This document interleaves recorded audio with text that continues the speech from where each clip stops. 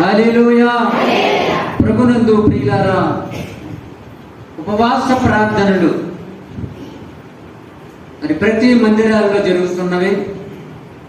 ఇవి కేవలము సంవత్సరానికి ఒకసారి దైవజనులు ప్రేరేపించబడి దేవుడు వారికి ఇచ్చిన తలాంపులను బట్టి మనలను మంచి మార్గంలో నడిపించడానికి, మన అపరాధములను మన తప్పులను ఒప్పుకోవటానికి, మనల్ని మనము సరి చేసుకోవడానికి సంవత్సరములు ఇలాగా మరి ఒకసారి ఈ ఉపవాస ఉడుకుల ద్వారా మనల్ని మనం సరి చేసుకొని బలపరుచుకోవడానికి దైవజనులు ఏర్పాటు చేసినటువంటి ఉపవాస ప్రార్థనలు. దేవునికి స్తోత్రం. హల్లెలూయా. ప్రియమైన దేవుని బిడ్డలారా, ఈ ఉపవాస ప్రార్థనల ద్వారా చాలా మంది జీవితాలలో ఎన్నో మేలు పొందుకుంటున్నారు. ఒక వ్యాధి కానీ, ఒక బాధ కానీ, ఇంటిలో సమస్యలు కానీ, నెమ్మది లేని వారికి, అనారోగ్యంతో ఉన్న వారికి కేవలం ఉపవాస ప్రార్థనల ద్వారా దేవుని సన్నిధిలో కనిపెట్టి ప్రార్థించినప్పుడు తగిన ప్రతిఫలం పొందుకుంటున్నారు. దేవునికి స్తోత్రం.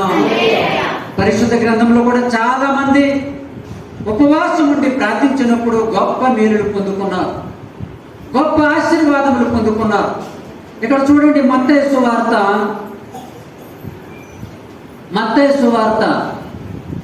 11వ అధ్యాయం 28వ వచనంలో, ప్రయాసపడి భారము మోస్తున్న సమస్త జనులారా నా యొద్దకు రండి, నేను మీ యొక్క విశ్రాంతి కలుగు చేతును. దేవునికి స్తోత్రం. ఈ దినాన్ని ప్రియులారా, విశ్రాంతి లేక, సమాధానం లేక, ఆరోగ్యం లేక, నెమ్మది లేక, సంతోషం లేక ఎన్నో కుటుంబాలు ఈ దినాన్ని మనం చూస్తున్నాం. ధనం ఉండొచ్చు, పేరు ప్రఖ్యాతులు ఉండవచ్చు, బలం ఉండొచ్చు, అందం ఉండొచ్చు, సిరి సంపదలు ఉండొచ్చు, అన్నీ ఉన్నా మన జీవితంలో సంతోషం లేదు. ఎందుకంటే దేవుని కలిగి ఉండకపోతే, దేవుని సంపాదించుకోకపోతే మన జీవితాల్లో, మన కుటుంబాల్లో సంతోషం ఉండదు. దేవునికి స్తోత్రం. హల్లెలూయా.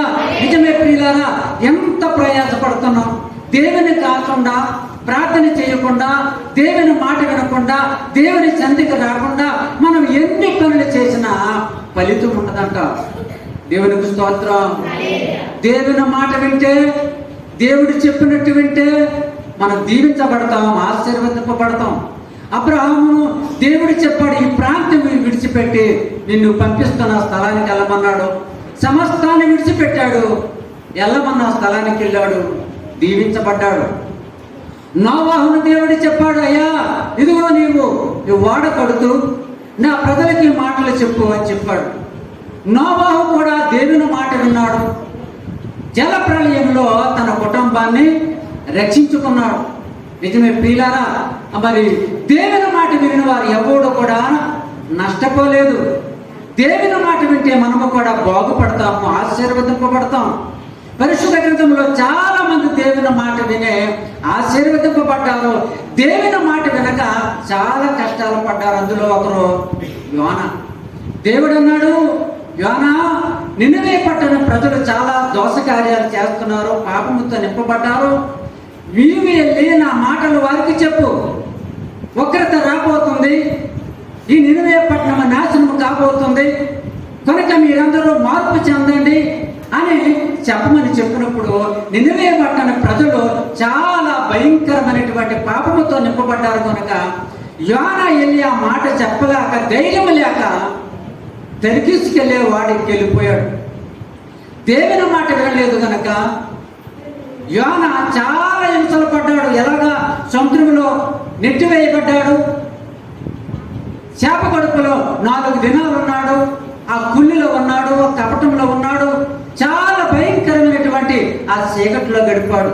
తన తప్పు తను తెలుసుకున్నాడు. ప్రభువా, నువ్వు వెళ్ళవన్నా స్థలాన్ని నేను వెళ్ళలేకపోయాను, నీ మాట వినలేక నేను చాలా శ్రమలు పొందుతున్నాను తండ్రి అని ప్రార్థించుకున్నాడు. దేవుడు ఆ తిమింగలకు చెప్పాడు, ఆడు నా భక్తుడు, వాడిని విడిచిపెట్టని చెప్పినప్పుడు ఎక్కడికైతే దేవుడు వెళ్ళమన్నాడో ఆ నినివే పట్టణపు ఆ సముద్ర మార్గాన్ని తీసుకొచ్చి అక్కడ చేప వాడిని విడిచిపెట్టినట్లు మనం చూస్తున్నాం. దేవునికి స్తోత్రం. కనుక ప్రియమైన దేవుని బిడ్డలారా, దేవుని మాట వినండి, దేవుని ఆశీర్వాదం పొందండి, దేవుని కృపను పొందండి. ఎవరైతే దేవుని మాట వింటారో ఉంటారో వారి కుటుంబాలు సంతోషముగా ఉంటాయి, వారి జీవితాలు ఆనందముగా ఉంటాయి. ఎందుకంటే దేవుని మాట సత్యమైనది, దేవుని మాట బలమైనది, దేవుని మాట స్వస్థపరిచేది, దేవుని మాట మనం బ్రతికించేది. దేవునికి స్తోత్రం. దావీదు ఒక దినాన్ని బలహీనుడిగా ఉన్నప్పుడు తన రాజ్యంలో ఉన్న ప్రజలు చాలా మంది వచ్చారు దావీదు దగ్గరికి. అప్పుడు దావీదు అంటున్నాడు, ప్రార్థిస్తున్నాడు, ప్రభువా ఎంతమంది జనం వచ్చినప్పటికీ, వారు ఎన్ని మాటలు చెప్పినప్పటికీ నా జీవితానికి నాకు నెమ్మది కలగదు. ఒక్కసారి నీవు నాతో మాట్లాడు. దేవుడు ఒక్కసారి మనతో మాట్లాడితే మనం బ్రతుకుతాం. దేవుడు మనతో మాట్లాడితే మన సమస్యలు తొలగిపోతాయి. దేవుడు మనతో మాట్లాడితే మన వ్యాధులు మనల్ని విడిచిపెట్టిపోతాయి. దేవునికి స్తోత్రం. కనుక ప్రియమైన దేవుని బిడ్డలారా, ఈ ఉపవాస కూడికలు అన్ని దినాలు కూడా క్రమముగా దేవుని సన్నిధికి వచ్చి దేవుని మాటలు వినండి, దేవుని మాట ప్రకారం నడవండి.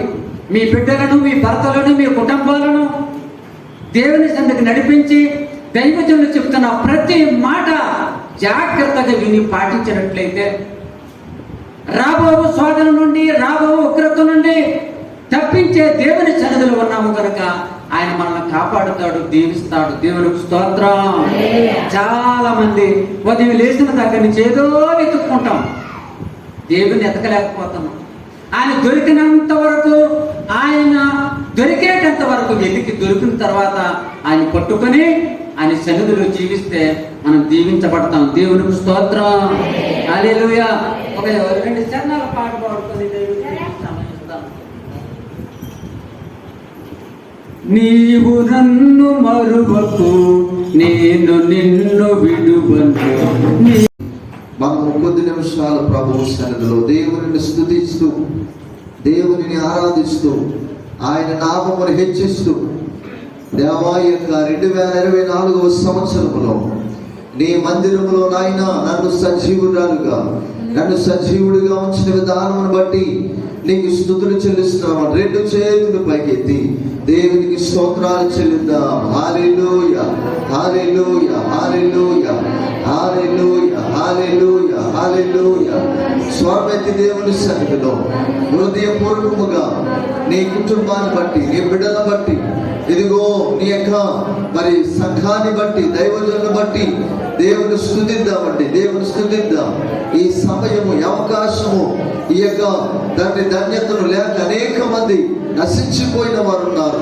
అయితే దేవుడు మనల్ని జ్ఞాపకం చేసుకుని ఈ యొక్క ఉపవాస కూడికలలో దేవుడు మనల్ని నడిపించారు.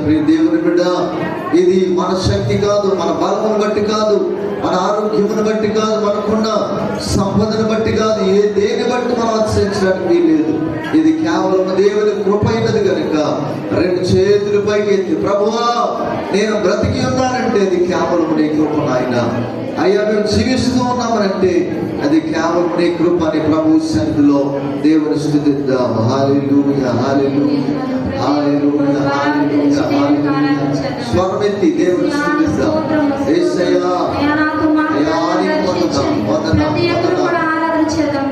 యేసయ్యా నీకు స్తోత్రం, స్తోత్రం, స్తోత్రం, స్తోత్రం, స్తోత్రం, స్తోత్రం, స్తోత్రం. ప్రతి బిడ్డను దర్శించండి ప్రభువా. యానికి ఆత్మశక్తితో నింపండి ప్రభువా. యానికి పరిశుద్ధాత్మ శక్తిని పొందుకునే ధన్యతను ప్రతి బిడ్డకు అనుగ్రహించండి ప్రభువా. స్తుతులు, స్తోత్రాలు. 2 చేతులు పైకెత్తి బిగ్గరగా దేవునికి ఆరాధించండి. యానికి వందనాలు తండ్రి ప్రభువా. యానికి కాలంలో ప్రతి బిడ్డను దర్శించండి ప్రభువా. యానికి స్తోత్రం, స్తోత్రం. ప్రతి విధమైన బలహీనత నుంచి విడిపించండి.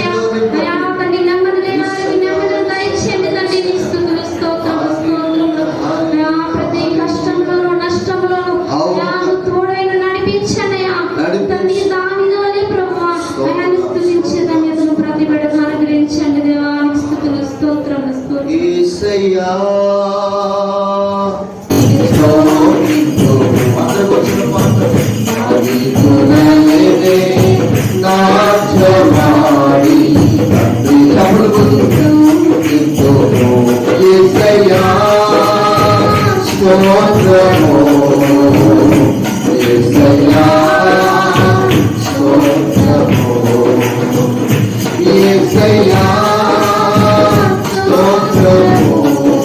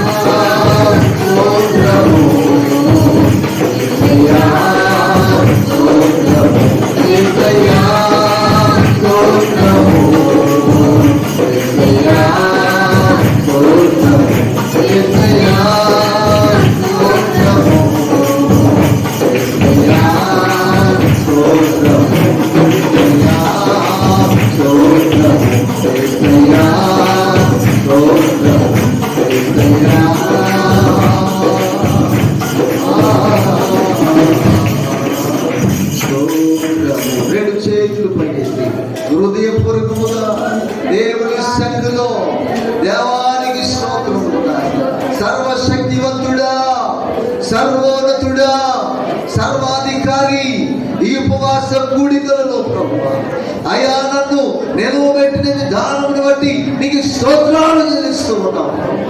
అయ్యా గడిచిన దినములు నాయన అనేకమైన భయంకరమైన పరిస్థితులను వాళ్ళు తప్పించింది నాయన, వాళ్ళు సజీవులుగా ఉంచుదేవా.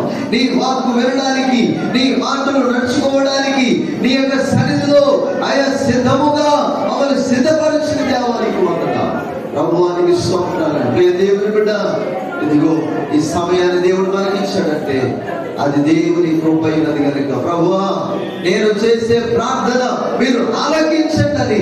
ప్రభు సన్నిధిలో మనందరం ప్రార్థన చేద్దాం, ప్రార్థన చేద్దాం, ప్రార్థన చేద్దాం, ప్రార్థన చేద్దాం, ప్రార్థన చేద్దాం. అందరూ కూడా మా దేవుని సన్నిధిలో ప్రార్థనలోకి వెళ్దాం. మహాగరుడు అయిన తండ్రి, నీ పరిశుద్ధమైన శ్రేష్టమైన నామమును బట్టి నీకు వందనాలు అయ్యా. ఇదిగో ప్రభువా ఉపవాస కూడికలలో నీ బిడ్డలముగా నీ సన్నిధికి వచ్చి అయ్యా మాకు అవసరతలు బట్టి, అగ్రతలు బట్టి ప్రభువా ప్రాధేయపడుటకు నాయన నీవిచ్చిన గొప్ప సమయాన్ని బట్టి వందనాలు నాయన. ఎవరు ఏ బాధల్లో ఉన్నారో, ఏ కష్టాల్లో ఉన్నారో, ఏ బాధల్లో ఉన్నారో తండ్రి ప్రతి ఒక్కరిని దర్శించండి. వారుకున్న బాధలు, సమస్యలు, శోధనలు యేసు క్రీస్తు నామములో తొలగిపోవునుగా ప్రార్థన చేస్తున్నాం. ప్రతి ఒక్కరి ఎడల నూతనమైన కార్యాలు జరిగించి మీరే మహిమ పొందమని అయా ఈ సమయంలో మా మధ్య దేవుడు నడిపించారు. వారు నిలవబడి నీ వాక్యాన్ని మాతో మాట్లాడుచుండగా వారి ముఖాంతంలో మాతో మాట్లాడి మీరే మహిమ పొందమని దైవజనులు బహుబలంగా వాడుకోమని యేసు క్రీస్తు నామములో ఈ మనములు అడిగి వేడుకొనుచున్నాము తండ్రి. ఆమేన్.